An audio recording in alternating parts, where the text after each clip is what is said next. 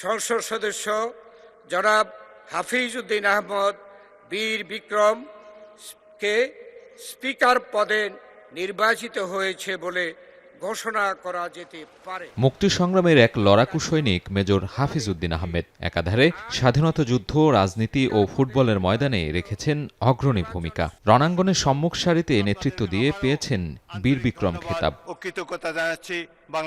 ছিলেন সেনাবাহিনীর গর্বিত সদস্য।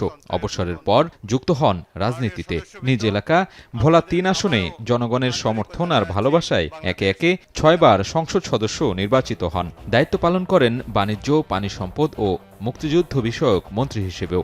সবশেষ ত্রয়োদশ সংসদ অধিবেশনে নির্বাচিত হলেন জাতীয় সংসদের স্পিকার হিসেবে। স্পিকার মেজর হাফিজ বর্ণাঢ্য রাজনৈতিক ক্যারিয়ারে প্রথমবার সংসদ সদস্য নির্বাচিত হয়েছিলেন ১৯৮৬ সালে জাতীয় পার্টি থেকে।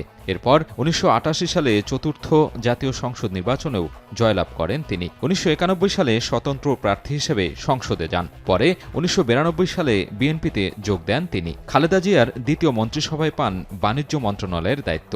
এছাড়া ২০০১ থেকে ২০০৬-এর শাসনামলেও বেশ কয়েকটি মন্ত্রণালয়ের দায়িত্ব পালন করেন মেজর হাফিজ। রাজনীতির বাইরে মেজর হাফিজ একজন পুরোদস্তুর ক্রীড়ামনস্ক ব্যক্তি। ফুটবলার ও দৌড়বিদ হিসেবে পেয়েছেন অসংখ্য পুরস্কার। পরপর ৩ মৌসুমে পূর্ব পাকিস্তানের দ্রুততম মানব হিসেবে স্বর্ণপদক জেতেন বর্ষিয়ান এই রাজনীতিবিদ।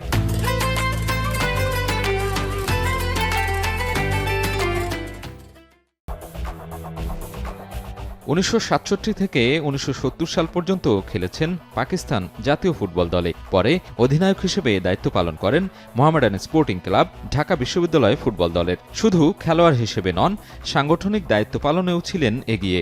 বাংলাদেশ ফুটবল ফেডারেশনের সভাপতির দায়িত্ব ছাড়াও ফিফার ডিসিপ্লিনারি কমিটির সদস্য ছিলেন হাফিজ উদ্দিন আহমেদ। ক্রীড়াক্ষেত্রে অবদানের জন্য ১৯৮০ সালে জাতীয় ক্রীড়া পুরস্কার পান তিনি।